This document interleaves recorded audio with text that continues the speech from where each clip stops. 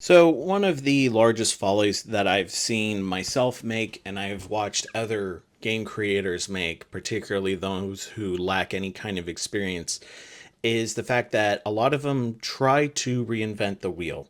And I want to explain why, whenever you start from zero and you want to reinvent the wheel without truly understanding what it took to create the wheel in the first place, is a huge problem that I see in a lot of homemade TCGs. I've been participating in some homemade TCG communities for a while now, and I've just been a quiet observer. And sometimes I'll ask questions about certain theories about why people design certain things in the way that they do. And a lot of it just comes down to people want to differentiate themselves and their project from whatever it is that they're inspired by.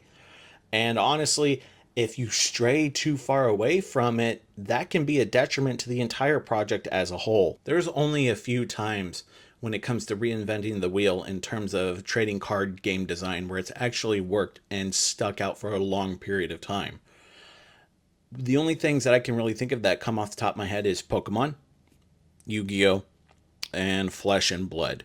Now, there's hundreds of other trading card games, and some of them may still survive to this day, but those three have had the largest impact in the culture of the trading game sphere.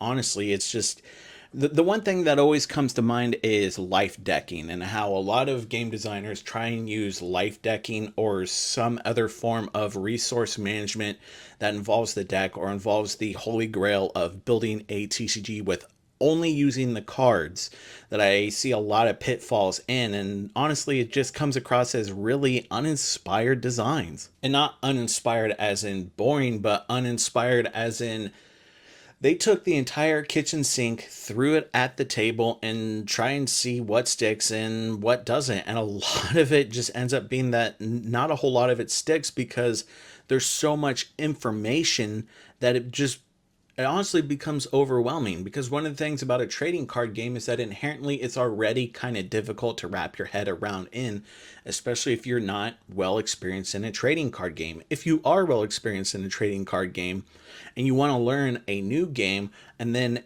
the way that it approaches game design eschews everything that you've already understood about other card games, that creates another barrier of entry that a lot of players just simply don't have the patience for. In one of my first designs for Frontline, I had this concept of wanting to build a game in which it was more based in Apex Legends. And the whole idea of, if you haven't played Apex Legends, is that you have three legends or leader type cards or whatever, and you drop into a big old map, and then it's a battle royale and you last your way all the way to the top. And so the original design for Frontline was that you chose your deck of three legends, and that was pretty much it. That was all you had. And the end game was determined by whether or not you could keep those legends alive. And once those three legends were dead, that was the end of the game. It was very much inspired by the Pokemon prize card system, as it were.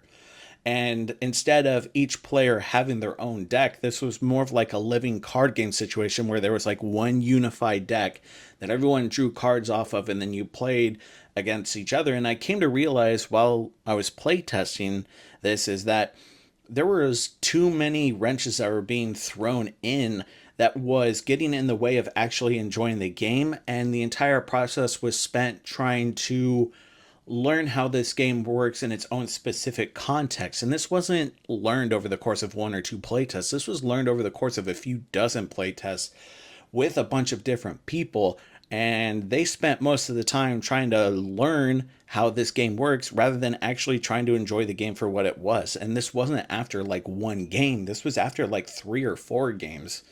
And so when I look at other TCGs being made by newish developers, or nascent developers I should say, is that a lot of their designs kind of come across as the same, where simply the game is just too over designed.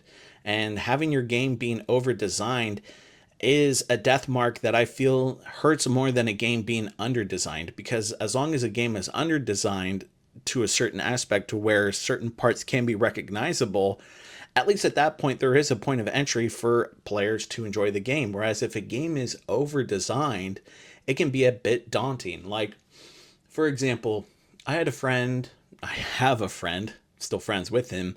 He plays a lot of Path of Exile, and he played a lot of Diablo 2 before then. And I was interested in it because, I like Diablo 2. And so I looked at Path of Exile and I was like, this is a pretty decent game.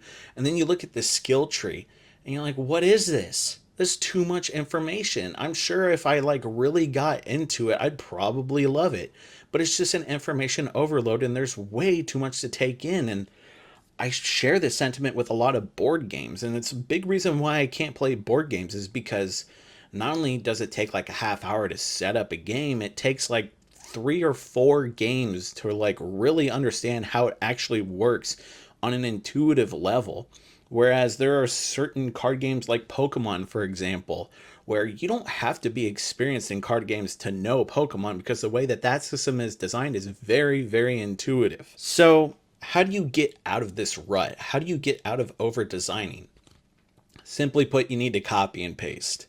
At least that's what I did with Frontline. I took a lot of aspects from other card games that I liked and I just copy and pasted it into my game enough times to the point where it congealed into this actually playable game that was intuitive not just for experienced card game players but also for inexperienced card game players.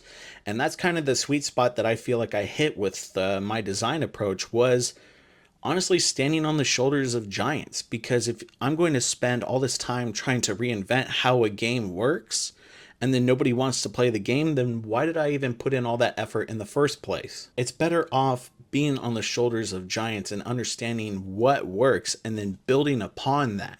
Honestly, if I had to redo this entire process all over again, I probably would have just started from that point. I would have just told myself that, hey, it's okay to copy. Because a lot of the biggest games and a lot of the biggest products that you see in the world today are copies of other things. I mean, first person shooters were called Doom clones for like their first 10 years. It wasn't until like Halo came out until they were actually called like first person shooters. That any type of TTRPG was considered like a D&D clone for the longest time. Any type of card game was considered a Magic clone for the longest time.